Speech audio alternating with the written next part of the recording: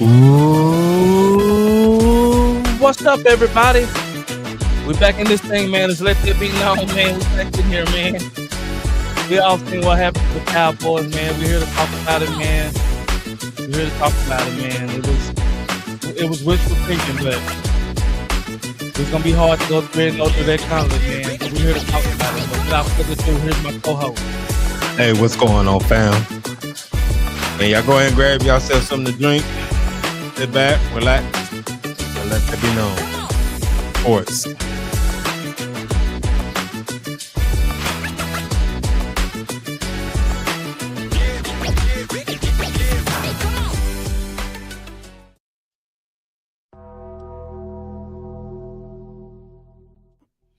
What's going on? What's going on? What's going on, bro?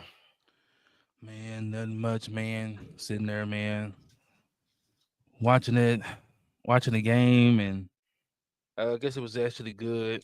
Being able to sit back and kind of think about it and analyze everything and kind of digest everything that happened. And as I was looking at the game, and I was telling John, man, on this game, special teams played a big part in this game. Whether it was the penalties, because we had a buttload of special team penalties on the return. I don't know what it is with Turpin, but they're looking out for Turpin with the little hand. I don't know if he's doing that. That's the way he catches the ball, but he's got a penalty now. That's 2 games in a row he has gotten a penalty. He got to stop that, man. I don't know if it's become a habit or I don't know exactly what it is, but he's been penalized for that 2 games in a row. He got penalized for that. No, 3 games in a row because he got penalized for Philly for doing that, the Chiefs, and Detroit. So evidently the refs have put a word out. They're looking at him for that. And the time they penalized him, he had a really good return. I think he got almost up to the 45. And it came all the way back to dang near, 20, 15-yard line. And I was like, God, dog. We got the ball. And so special teams played a big part. And then Detroit, man, I almost wanted them to stop kicking him the ball. Because the dude was returning the ball, man, to the dang near 40-yard line every time, 45-yard line. I'm like, man, they get a couple of first downs. They in field goal range. So I think special teams played a big part in this. But overall, I believe Dallas got out coached in this game. Detroit had a really good game plan, especially defensively. I think Dallas came out overly confident. And I would say this, the reason why I say that is all week we've been hearing, oh, Detroit play man. They play all man. And so Dallas saying, well, we just going to roll out. They're going to play man. We just going imano. But Detroit did a good job of disguising a lot of their things. They would play man, but they would jump into some zone. And brilliant job on coaching. Brilliant job by Dan Campbell and staff. They use it to their advantage. We've been hearing the media talk about all this man-to-man. They gave us different looks. They did. But we'll get into everything, all the ebbs and flows of the game, man, and how it all came to be. But John, what's your point on the game, man? What you see? I'm not gonna get too deep into it at the moment, but man, we came in, we was smelling ourselves, being on a 3-game winning streak. We didn't lock in, we wasn't paying attention to detail. Also, man, coaching played a big part in this as well. We had people out there that shouldn't have been out there. And then we was doing things with people that we normally didn't do. So in a nutshell, we just came up from period, man. We stayed here. They stayed here in Dallas. They didn't go to Detroit. So the team that they needed to go beat Detroit stayed here. They stay Coaching here, staff too. huh? Coaching staff too. Coaching staff too. So, we just came in not prepared, man, and it showed. It showed, man, for sure. But I will say this, man. Yeah, it was just like a big, just like it was like a big explosion waiting to happen, man. Because in all three phases, we were just not prepared, man. It was bad. Special teams, Fact. offense, and defense. Special teams was putrid. It Yeah, was so like, jeez.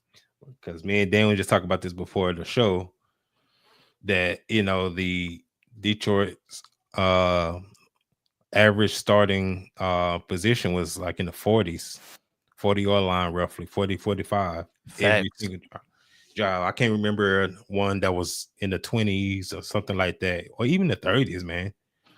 So They was returning their ball to the dang near 40, 45-yard line. And I was like, God dog, man. but you Like talking about no language integrity? every single time? Every time? I can understand maybe once or twice, but Right. every time? Yeah, it was ugly, man. The way they just went about it, man, it was just bad, man. But They was man, I they mean, came in. They was man, they came in, man, and the way, and I'll be honest, man, the way they beat us was brilliant. it was. Detroit is a running team. They came out and said, we're gonna air y'all out. I was actually hoping that they would run the ball starting the game off. Well, they couldn't. I would say this. I was saying I was hoping they was, because that's their identity. But Dan Campbell and them was smart and say, you know what, we're not gonna go against the grain. Y'all come out here with these 5 linemen, we're not gonna do it. We're gonna drop back and we're gonna test your secondary. And whoever got Marquise Bell in the slot needs to be stabbed tonight. Jeez. I'm sorry for the violence. I don't promote violence, but God dog. Let's go ahead and get into this defense. Matt Eberflus. Bro, we gave you some benefit of the doubt with these trades. And then you came and you proved us wrong. Why would you have Marquise Bell on Amon St. Brown?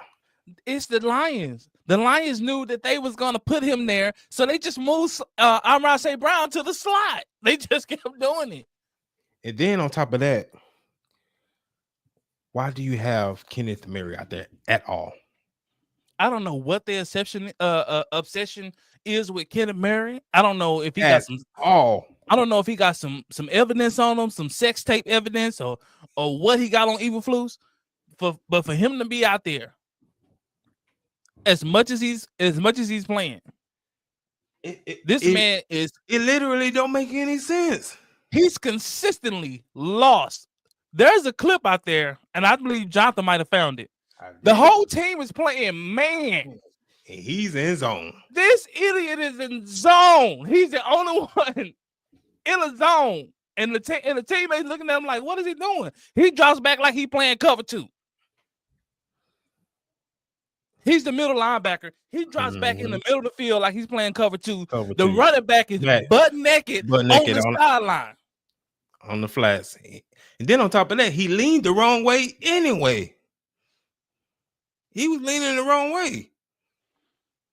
So even if they was playing man, the way he was leaning, he was going to be beat anyway. He wasn't on a man. His man was the running back. And he drifting this way, and the running back is going this way. See, Eberflus, we can't defend that, bro. That's you. You had that guy out there. And Logan Wilson only played 26 snaps. I don't know why he didn't play more. Just off a competency level. Just being competent. Like, hey, we ain't man, just knowing what you're in. First and foremost, before you even execute a play, you need to know what you're in. And then you're the green dot. If nobody else don't know, you're supposed to know. You called the play. You called the play. They come into your headset. They was in man with a 2 deep safety look. Safety. They was in cover. They was in the cover 2 man. They had the 2 safeties up top and everybody underneath is in man. Man, you called that play. Not Kenny Murray. Kenny Murray's out. We in quarters. We in quarters, y'all. Boy, that man played quarters. Boy, Kenny Murray, boy. That man missing some batteries, boy. Dog. Yeah, he has to have some on Eberflus because it nothing about this makes sense. I don't know. Nothing about this. It has to be a self-sabotage. Because how can you play the wrong? How can you line up in the wrong formation and you're calling the play? The plays. You're the green dot. If, like I said, if nobody else don't know the play, you know the play. How you line up wrong? That's why I say it has to be a self-sabotage. How do you play the wrong thing and you called it? Bro, this is. And then another thing. I don't know what we was in. Then they broke Ron Bland down, boy. That man touched earth like a lady of the night, boy. He was laying on his back. Man, Jameer Gibbs shook all the coins out of Bland pocket. Man, boy, if they had, if he had some sunny rings, last time I would have put some sunny rings on that. Rings out of him. He should have got him started fighting after that. You got to after that, man. That man broke you down like that. You can't just sit there and take that. Man, go over there and go off on the coach. Somebody. Hey, man.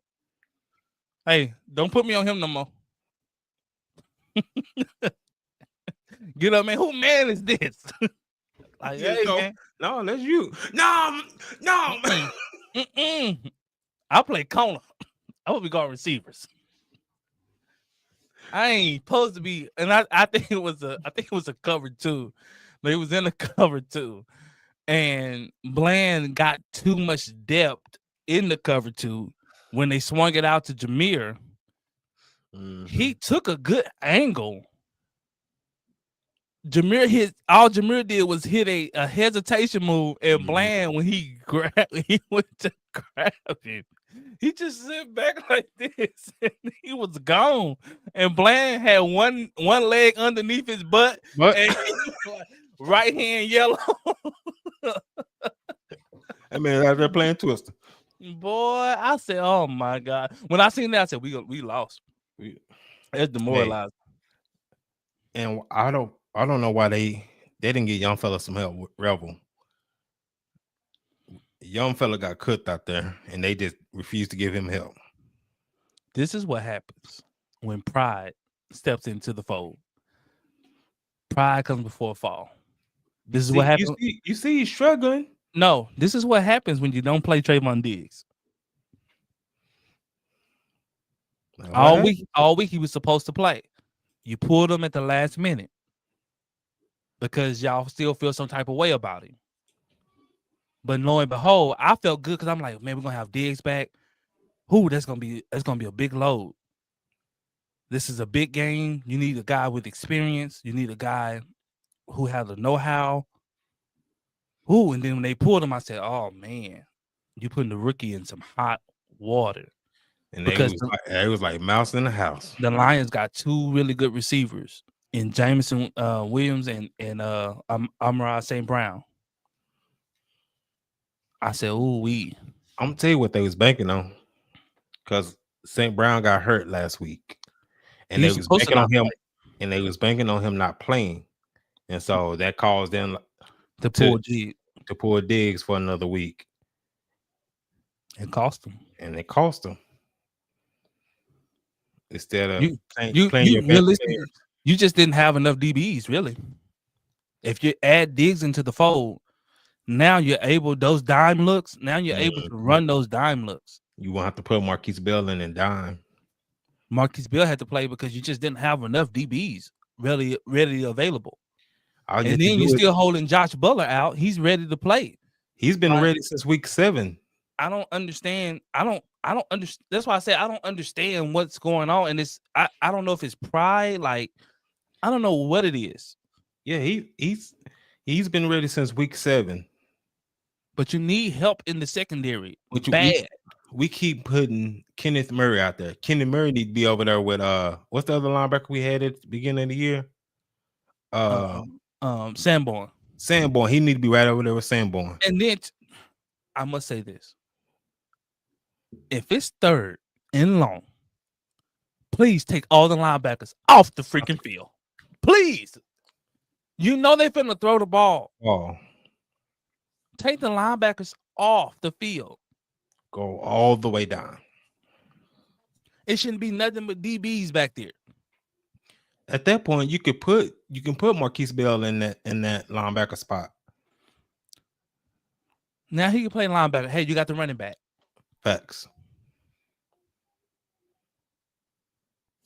But no. More than likely, you're probably playing zone anyway. Anyway, yeah, if it's long like that, 3rd and long, playing maybe quarters or something like that. You know, keep them in front of you. Keep everything in front of you. Just make the tackle.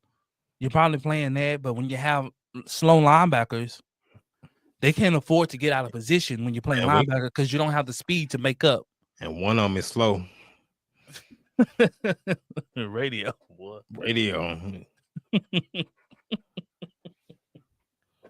I don't like him, man. I just don't like him. He probably a nice guy, man, but I don't care. Football ain't it, man. I don't know how he got this far. It's not like he showed splashes. He just bad. How do you get this far? How? Man, we gotta waste all our draft picks on linebacker. Hey, at this point, but I must say too, we missed. We needed edge rushing. We severely need edge rushing. We got good push up the middle, but nothing on outside. We needed edge rushing bad, very bad. We needed edge rushing bad, man. Dak got sacked a total of 5 times, man. I got hit twice the amount, and we only sacked Goff once. And Goff threw the ball dang near 35 times.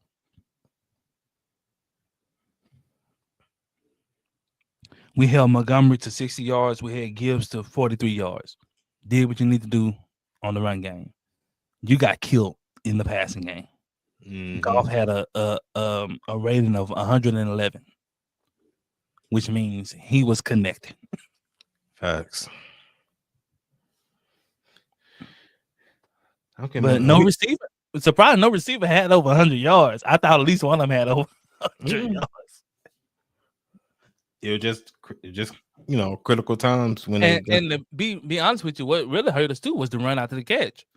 Because they we can tackle. Yeah, they would catch a 5-yard pass and then take it for 15, 20 yards. And I was like, God, dog. Yeah. So let's show this clip of this defense, man. It's just bad, man. It's just flat out bad. Back to our top 5 worst defensive plays of the week. Honorable mention is going to go to Kenneth Murray on the 3rd or 4th play of the game here. He's going to see the screen. He's going to run out, and then he's just going to get ran backwards. I think he ran probably 10 yards backwards and gets pushed out of bounds. He over there with the coach. At number 5, we have the one and only Kenneth Murray. He's going to not read that it's a jet sweep. The ball's there. Kenneth Murray, I don't know what he thinks is happening, but it took him exceptionally long to realize that Jameson Williams had the ball. Great job there. Number 4, it's going to be Kenneth Murray Jr. again. He's just going to have no idea what gap he's supposed to be reading here. He's going to stand. He gets flat-footed and is kind of just looking here and then decides to go the complete wrong way, takes himself out of the play, and this lets up a long rushing touchdown. Number 3, it's going to be Kenneth Murray Jr. again. He's going to do a great job reacting to the screen here, calls it out pretty quick, and then is afraid of contact when he gets up here, gets bounced back, gets bounced again. He's bad. At number 2, I'm going to have Deron Bland right here. He's just going to get absolutely fried. This is the one where he got juked bad, right? He got put on the sideline and had to do a push-up mid-play. Look at That him. is a $90 million corner, by the way. Boo boo. He boo. And then number one, it's obviously going to be Kenneth Murray Jr. This was an obvious number one. This play was just amazing. I get it. Jameer Gibbs isn't easy to tackle in open space, but you do this. Oh my god! You get juked out that bad. It looks like that was staged. Like that looks like something you would see on All American. He is one of the worst players I've ever seen play defense. Okay, it makes sense. He got a gambling debt. It's got to be something, man. You got to have a gambling debt. To play like this, to play this bad, you got to have a gambling debt, man. You owe somebody big. And so they say go in here and sabotage and play awful. I told you what it has to be that. I told you what I thought it was, man. I thought you don't get all the way to this level playing that bad. I thought he got some photos on somebody, man.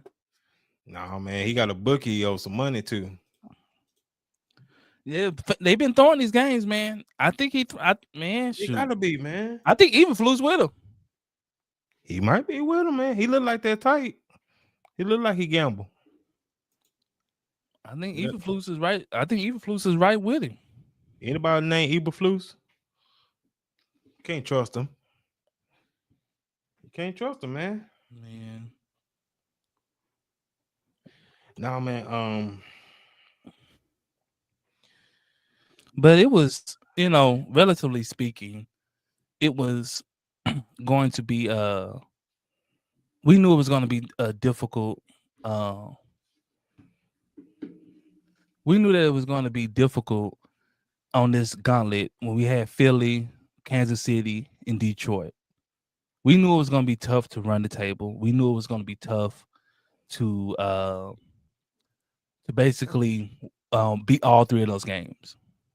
Realistically, we were saying, man, we hope we can go 2-1 out of those three games. Mm-hmm. A lot of people had us going 1-2 out of those three games.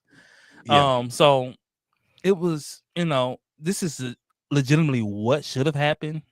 When you're playing really good teams, it's really, you have to be really on your P's and Q's to really go out there and just beat good teams week in and week out. You have to just be on top of it. And unfortunately for Dallas, they dug themselves a hole to where they can't afford to, really just not be on top of their game week in and week out. So now they need a lot of help, man, to get into the postseason. It looked even more bleak than it already was. And so now, man, we just praying for some help, man. But I know Cowboy fans want to get into the postseason, but man, we have a lot to be excited for the future. That would be, boy, man. If we had a half of a Luke Kuechly and half of an Ed Reed, we'll be all right. we need at least half of that. That's a fact. Shout out to you, man. Jeez. That's the top of the food chain there, boy. We can have somebody at least in the middle of the road. We got guys out there don't even know what they even in. And they calling the plays. Let alone having the ability to wreck a game or take over a game. Right now we don't really just have that on the defense right now. We haven't had a game wrecker. Mm-hmm. A guy who's just stepping in, who's just wrecking the game. The offensive line got whooped. Boy, they beat the offensive line up like panty draws. Boy, my land. I feel sorry for that. Man, Thomas, it was one play, man. It didn't make sense. It wasn't a blitz. It was just a normal front, 4-man front. They ran a lot of 4-man fronts, and they were getting pressure. He looking inside, and his man ran right past. It was no reason for him to look inside. The ball was snapped, and he, instead of him getting his spacing and kicking out, he did this and turned them hips. Man, and ran right around his shoulder. It was like no reason. Like they wasn't even showing pressure. they wasn't even showing pressure. But for whatever reason in his mind, he decided to look inside. Because like even the tackle didn't he lined up on his outside shoulder, so no excuse.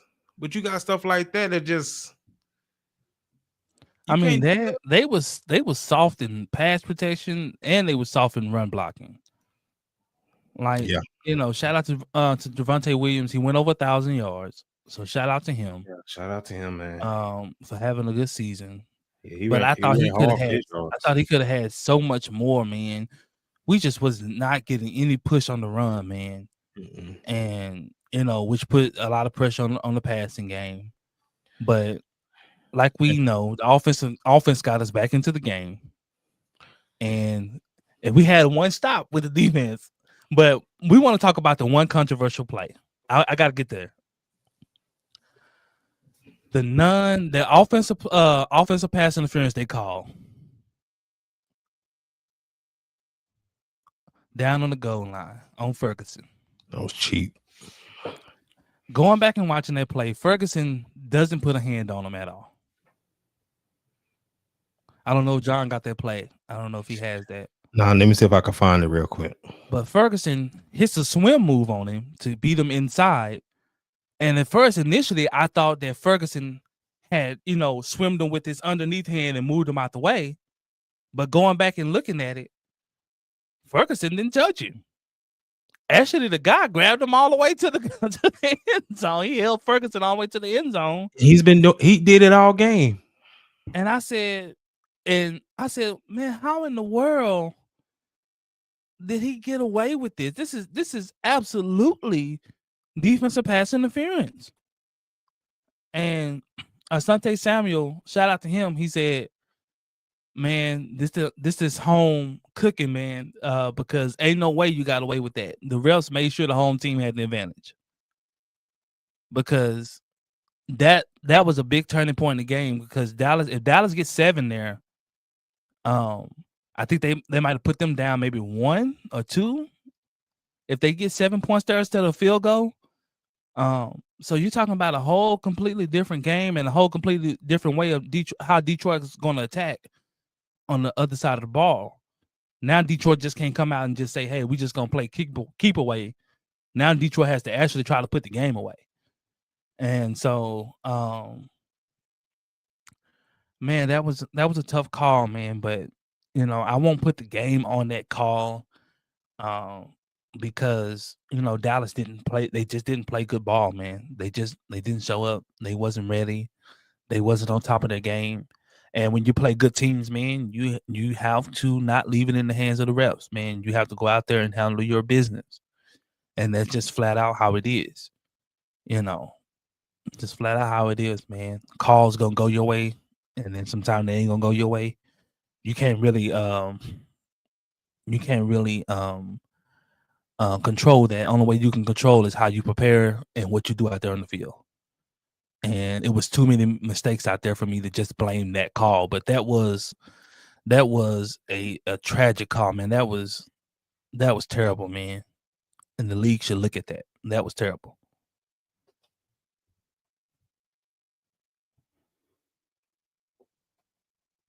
No, it's a fact. No, shout out, man. That's facts. Lions talking about, oh, it was a good call, man. Ferg didn't touch him. Go back and watch the play. He didn't touch him. At first, initially, I thought Ferg had moved him out the way with the swim. But when they showed it again, I said he didn't even put a hand on him. So I gotta hear. Watch this, guys.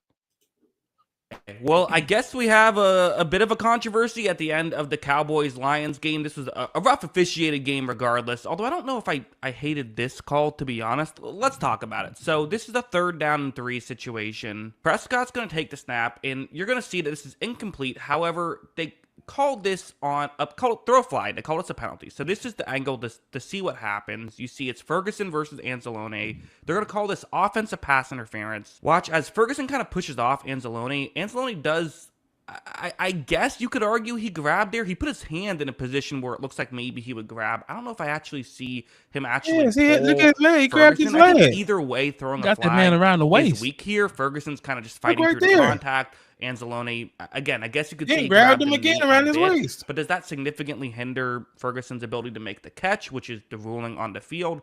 That's how the rule is written. You have to significantly hinder your opponent's ability to make the catch. Ferguson still got his hands on it.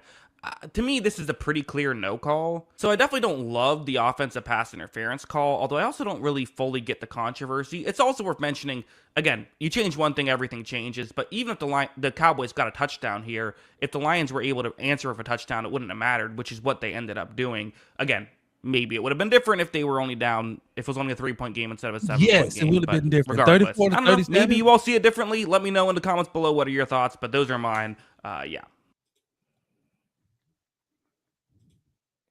First he grabbed him around his thigh. And then when Jay Ferguson did the swim to get past him, to cross his face, then he grabbed Ferguson's waist. What are we talking about here, people?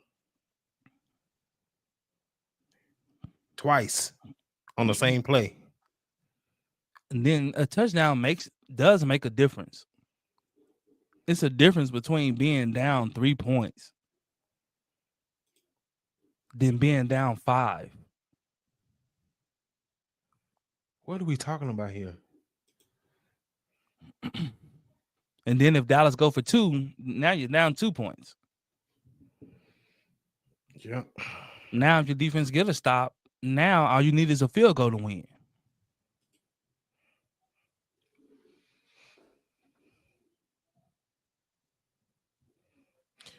That would have been fine with me too. A no call would have been fine. Would have been fine. If could have still went for it on 4th down. Mm-hmm. But you pushed them back that far. But you push them back 10 yards or whatever, you push them back.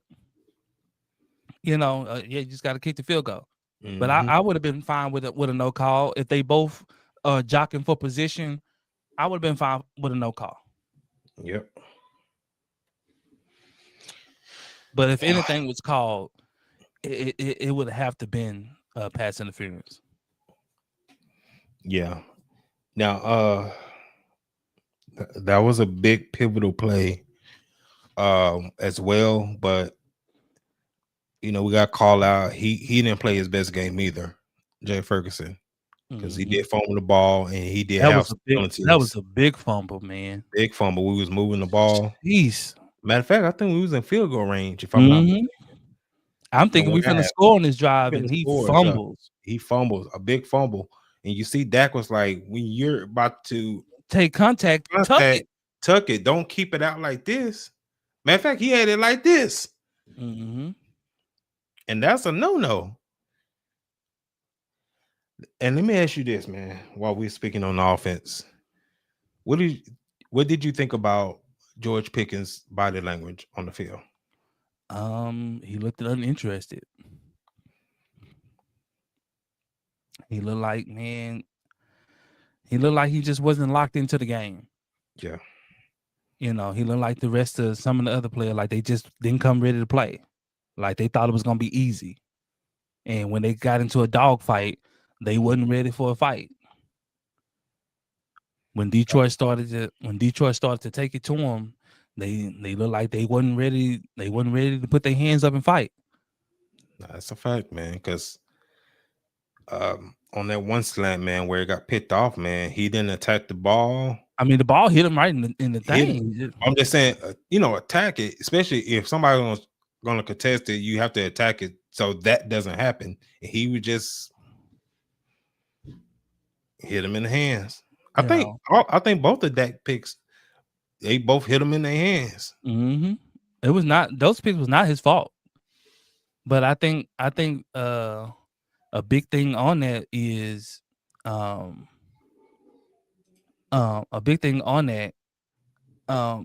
man, coaching, like having the guys ready to play. And shout out to CD Lamb, man. He went over 100 yards and he didn't even play the full game, man. He would have went for he would have went for about 250 because he was eating their secondary alive. Shout out to him, man. He was out there. He was hooping. He was balling, man. Shout out to Ryan Flournoy too. He went over 100 yards and had a tud as well, man. it's just, man, Pickens wasn't ready to play. Ferguson wasn't locked in. The offensive line, man, was putrid. He's on it. I know he was on the injury report Monday for his knee. Then he landed on his shoulder and got up slow. I think he was playing hurt. I will always say this, man. If you play, man, you got to produce. You got to produce or don't be out there. You know, I will always say that. If you can't play, man, just sit out, bro, because you hurt the team because they dependent on you. Because just like Otto said, St. Brown, he was hurt and he got out there, but he produced. If you feel like you can't produce, ain't no sense of being out there half stepping.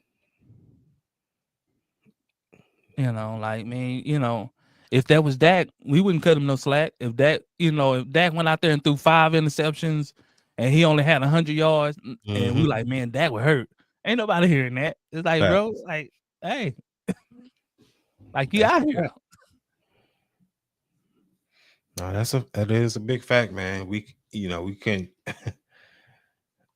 So that can't be an excuse, man. I can't have that, man. Especially when CD went down, man. We needed you. We needed you to step up. Shout out to Ryan Flournoy. He stepped up, man. He made some tough catches, man. He had over 100 yards. He had over 100 yards and a touchdown. Yeah, let me see what he had. Flournoy, 115, 9 for 115, and a tug. Mm-hmm. You see, they didn't suit up your boy. What's his name? The receiver. What's his name? Tobert. He ain't Tobert. Tobert ain't suited up in man, it's been quite a few games since Tobert actually suited up. Yeah, got that man in them graves over there, man.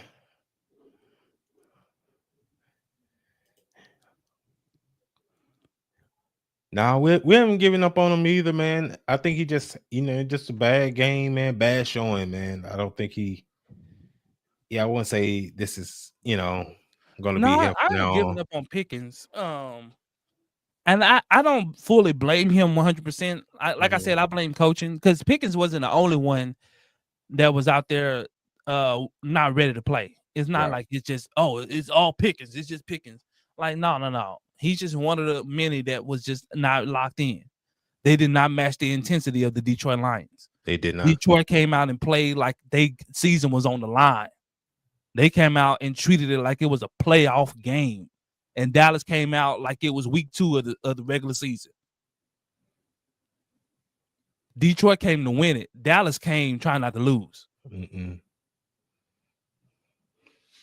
No, man. There was no sense of urgency, none until we got down 2 or 3 scores. And then now it's like, oh, well, shoot, let's try to get back in the game. No. And granted, you're so talented, you can get back in the game. But the defense going to give it right back the way they was playing. Well, you let Detroit get into a good rhythm and flow that, it's hard to stop. Detroit is a good football team, man. We're not talking about a bottom tier team here. We're not talking about no crappy team. We're not talking about the Las Vegas Raiders. They're a good team, man. And like you can't afford to give a good team rhythm like that and momentum like that. It's hard to shut that off. It just is. Especially when you're not a super talented defense, you got to do your work early. You need to establish yourself early. When you're not talented on defense, you're supposed to be grimy. I just don't know why they didn't play Logan Wilson like that. It's been off and on like this since it's baffling, man. Like he would come in, he would play a lot of snaps one game, the next game he get 15 snaps, and I'm like, what the heck? Like when he's on the field, you can tell it's a difference when he's on the field compared to Murray's on this field. I mean, he's just competent, man. He know what we in. He know what his assignment is. Like, hey, we in man. I'm guarding the running back. Yep. Maybe a tight end up the seam. maybe a tight end. But I mean, we have the most incompetent person as a green dot.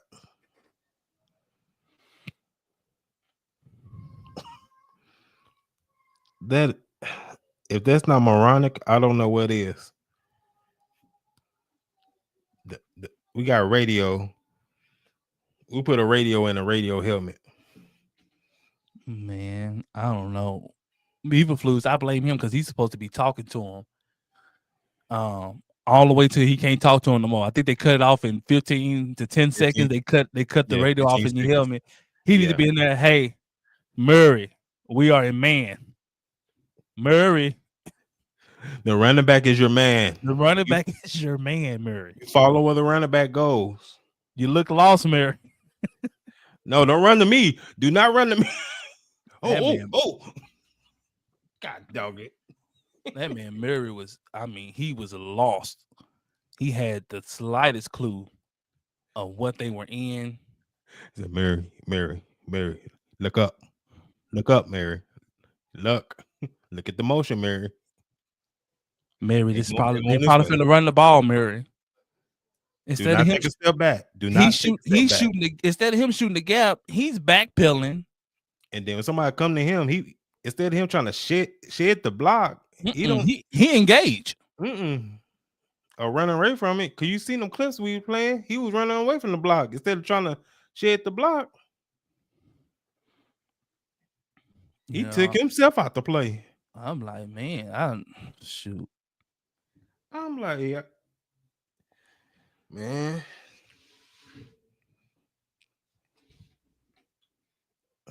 I got something else. He has to have a debt or something. He got to have a gambling debt. That's the only thing that makes sense. It's something, man. I'm not sure. I can't really put my finger on it. But yeah. When last time you seen a linebacker this bad, bro? It's utterly ridiculous. I can't remember the last time I seen a linebacker this bad. Jack Sanborn, you seen one? I stand corrected. You seen one? I do stand corrected.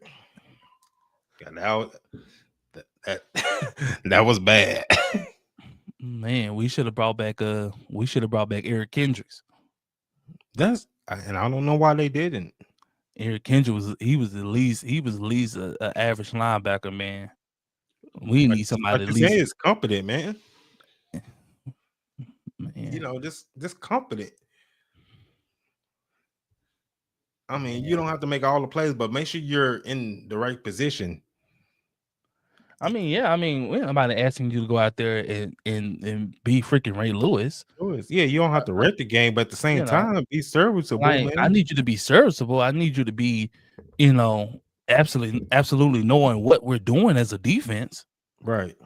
And this has always been my philosophy when it comes to linebacker. Like, man, if you can't do nothing else as a linebacker, you should be able to go hit. Absolutely. Like, this has always been my philosophy. That should be number one on the list as a linebacker. Can you tackle? Yeah, in this day and age, you need to be able to cover some. Yeah, as a linebacker for sure. It's a passing league. But above all, if you can't do anything else, man, you need to be able to hit, man. And your presence need to be felt when you're out there hitting. Mm-hmm. That's a fact. Like, yeah, man. So now we're in that place where we need help. A lot of help. We needed help before, but now we need a lot of help. Before, we're like, yeah, we need a little help. But you drop that, you need a lot of help. Right. You need a lot of help. You need Philly to go out there and wet the bed. You need a lot of other teams to wet the bed for you to be able to try to sneak in there, man, along with you winning the rest of your games. So now, man, we kind of got like a mini bye. And then next Sunday we play Minnesota in Minnesota. No, we play them here. No, we play in Dallas. next Sunday night. Um, what is your outlook on that game, man? Well, they quarterback is putrid, so that helps out. He's not that competent at the quarterback position. Their defense is not that stout. So they do like to send a lot of pressure, though. They do like to do that. So I believe Dallas should be looking out for that. And I think Dallas shouldn't win this game handily. They should, it shouldn't be no issues with Dallas taking care of business, especially at home. Against a team that's banged up. Minnesota got a lot of injuries. And they're not playing good football right now. So I think they should definitely take care of business. What's your score? My prediction, I got Dallas 28-10. 28-10. Okay, yeah. So I do think Dallas is gonna take care of business. Then at home, we're night and day when we play at home compared to on the road. I think they're gonna have a little chip on their shoulder, and so I think they're gonna try to take it out on Minnesota. They're gonna smash the gas though. So Minnesota's not a very good team, especially with their little quarterback JJ McCarthy. He probably my height. Yeah, I say, man, they're gonna smash the gas on them, man. I say 35-14. Okay. Yeah, I think Dallas gonna come out and bully them a little bit, and so they can feel good about themselves again, and especially on just a little mini bye, and then you're at home as well. Hopefully, we'll have CD back by the end. It sounds good. Shotty said he was moving good, doing good. So of course he'll go through the passive concussion protocol. Yeah, and see how he how he handles that. Your boy Tyler Guyton should be back. We actually missed Guyton. I told you it was too hard on him, man. He's pretty good, man. We actually missed him. Thomas out there, boy. And I think Diggs, of course, you have Diggs back. So you're getting some guys back, man. I think that Dallas is going to be, going to go in there and handle business. So. Yeah, that's a fact, man. I agree, man. It's a Sunday night game, so with Sunday night games, we can go out there, man, and just okay. Where I was at, okay. But yeah, man, I think we'll take care of business, man. Hey, chat, man, y'all put in the chat, man. What are y'all predictions for the game against the Vikings on next Sunday? Y'all put y'all predictions in the chat. So, and then our next two after that, next three, the final three will be we play the Chargers at home, 12 o'clock game. Then we have our last two is at the Commanders and then the Giants. But both of those on the road. Mm-hmm. I think the Chargers one is a sneaky one. Yeah, we can't have stealth. I think you can't sleep on them. But I think all these games are definitely winnable games. Mm-hmm. I think you got through the gauntlet of your schedule. So yeah. Leo the Greek said 2-2 here on out. I don't really see that. The teams we playing, none of the teams we playing got a high powered offense. None of them have an elite defense. So I don't really see them causing too much issue with Dallas on that. The gauntlet of our schedule, we went through the gauntlet of our schedule of the teams that were really elite, and teams we're facing, I don't see them giving us problems like that. And truth be told, man, we talked about this 3-game stretch, the 3 to 4 game stretch a couple weeks ago, and for us to come out 2-1 so far. Yeah, I know the fans. I know they, and I know they upset. We lost, but Yeah, realistically speaking, this was like, a realistic, expectation when you're right. going through a tough 3-game stretch. You hope to get at least 2 of those games. Now definitely we needed all 3 for sure, Sure. but Realistically, yeah, we got. realistically, I mean, we got better on our defense, but at the same time, is our defense was so bad, you and know, so we made some moves, but it's still not where it should be. we Hey, already beat you Daniels this optimistic? season. I don't think they beat Dart or Daniels or Justin Herbert. Well, we already beat Daniels this season, so he Yeah, doesn't play. Daniels doesn't play well against Dallas. yeah. Um, so we already seen him this season. I don't think none of those teams. I don't believe you're going on the road beating New York or Washington. I want you to come back to the stream after we play them and watch Dallas put up 40 on them. Yeah, yeah. Come on back. None of those teams are going to be able to stop Dallas. And you Their got to think defense. about Dak has owned the NFC East when he plays. Tell me Dak's record versus the NFC. Yeah, go ahead and drop Dak's record against the NFC East in the chat, Leo. We'll love to see it. And then New York is packing it up anyway. They already fired their coach. They lost their running back for the year. They lost their number 1 receiver for the year. And the way that Dart plays, he's gonna be packed up for the year. And if you 'Cause don't know, he thinks he's the running back. yeah, Dart just want to run, and he gonna get his head knocked off just like Scatterboo Mhm. did. Facts. But just in case you don't want to look it up, Dak is 36-9 versus the NFC East. 36-9, baby. So Hey, yeah, hey, Leo, are you a New York fan? Put that in the chat. Are you a New York Giants fan? Let us know who your team is. Yeah. So put that in the chat. Let's see. Dak is 36-9 versus the NFC East, man. I'm sorry, but he's gonna sweep the table with the Commanders and the Giants. Giants. We really would have went undefeated versus the NFC East if it wasn't for the first game blunder with CD dropping those passes. Don't see Sedarius. If CD don't drop those passes, we go undefeated in the NFC East. That wasn't CD, man.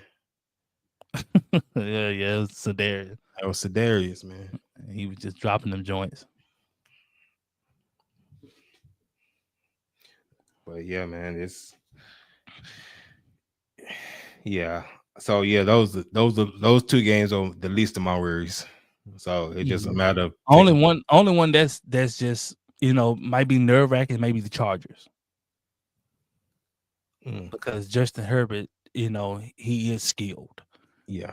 So you let him get in a rhythm, it's gonna be hard to stop him. Yeah. But I think that Dak can outduel him if it came down to that. I think our offense outduels them. We have an elite offense, and I think we outduel them. Yeah. So I'm not worried about any of those teams or in the second half of the schedule. Okay. Not looking forward to year 11 with this thing. What's the Dak hate about, man? Them. When we win, the Cowboys look good. When we lose, it's Dak fault. No escapability. You know how many sacks Dak would have if he didn't escape and reset the pocket?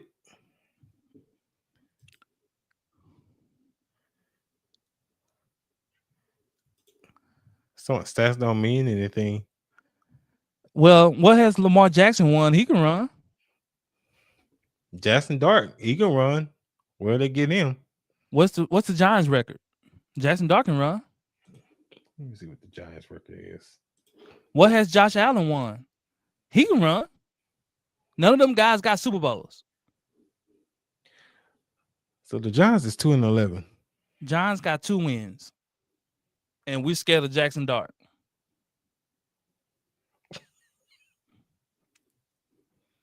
I don't know, guys.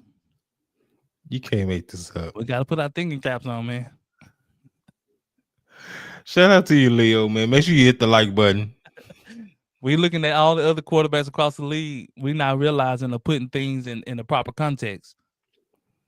You merching off of other quarterbacks. Do you know how And many teams? they haven't won anything. Do you know how many teams would trade everything to get Dak? For If sure. Dak, We have some Philly fans saying that they would like Dak if Dak had our weapons. my Like- father-in-law said, "I'm a pit," and he's one of the biggest Pittsburgh Steelers fans I know. And he said, if we ever get rid of Dak, he want Pittsburgh to jump on him. For sure. There's a lot of teams out there that would say that. Partner of mine, he's a Saints fan. He's like, man, I really want Dak. I'd take Dak. Let's take Dak. You kidding me? Man. You kidding me? Are you kidding me? What quarterback you would like to see here in Dallas, man? He leads the league in completion percentage, QBR. Tell me he's what- about, he's tell me about what to be over 4,000 yards passing this year. Are you kidding me? In MVP talks. Who is your recommendation, Leo? Give me your top 3 quarterbacks, man, that you want to see here.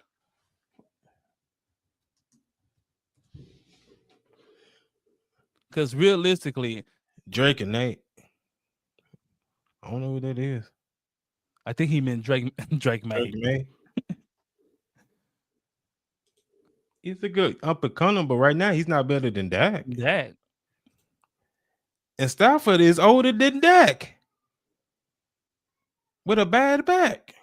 Stafford can't escape. Stafford ain't running nowhere. If Stafford get behind this offensive line, he won't last. I can tell you that. Man, it ain't number. And you want this guy here? You want who see Sam ghosts. Darnold. Didn't Sam Darnold just throw 5 picks the other day? Yeah, this the man that literally stated that he's seeing ghosts out here, and this is who you want over Dak. Sam Darnold just threw 5 picks the other day. That's tough to do. I said Sam Darnold. This man here, I wouldn't take nobody over Dak except for Patrick Mahomes. Mm-hmm. Hold on, what dream? It ain't no dream, just reality. Now, if they offer us Patrick Mahomes for Dak, Oh my gosh, they can have that. you trolling? You got to be trolling, bro. You got to be trolling, yo. It's over, Leo. When you went there, man, I know that you You got to be trolling, bro. I know Leo. that you're not right in the head. Y'all, that's been a good show here. It's been a good show here. Let that be known. We had a good show, guys.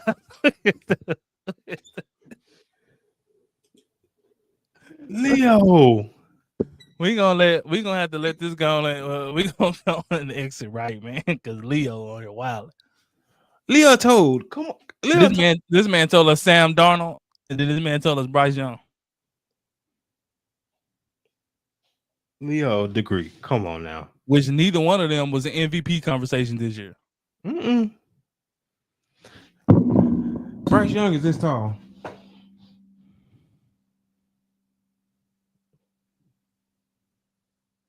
Man, You talking about he has a higher ceiling? Bryce Young is a quarterback that's living off the run game they got in Charlotte.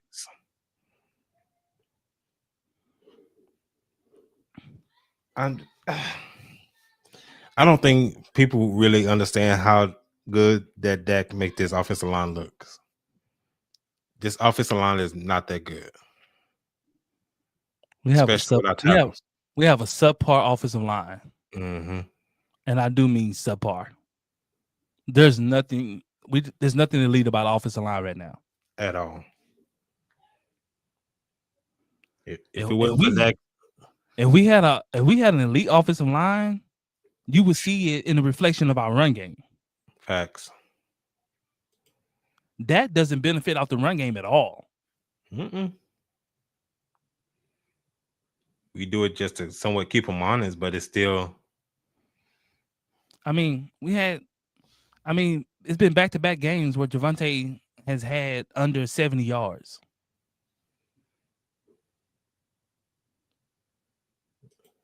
Facts. So it's not like you got a deadly play action where you can live off of that. Because he's towards the top of the league for as getting the ball out as fast as he does. On top of that, the way he has to reset the pocket after the collapses. Who else is doing that and being effective while doing that on a consistent basis? Johnson, stop trying to reason. He don't know, man. He just looking at somebody to put the blame on, and it's Dak. I'm sorry. We wouldn't even have 6 wins without Dak. We 6-6-1. No, we wouldn't. Especially not with that defense. Not with that defense giving up dang near 40 points a game. So I mean, we had a defense, boy. We dang near undefeated. That's a fact. But man, guys, we finna get and get out of here, guys. Man, we appreciate the support, man. We love y'all, man. We will be back up in here, man.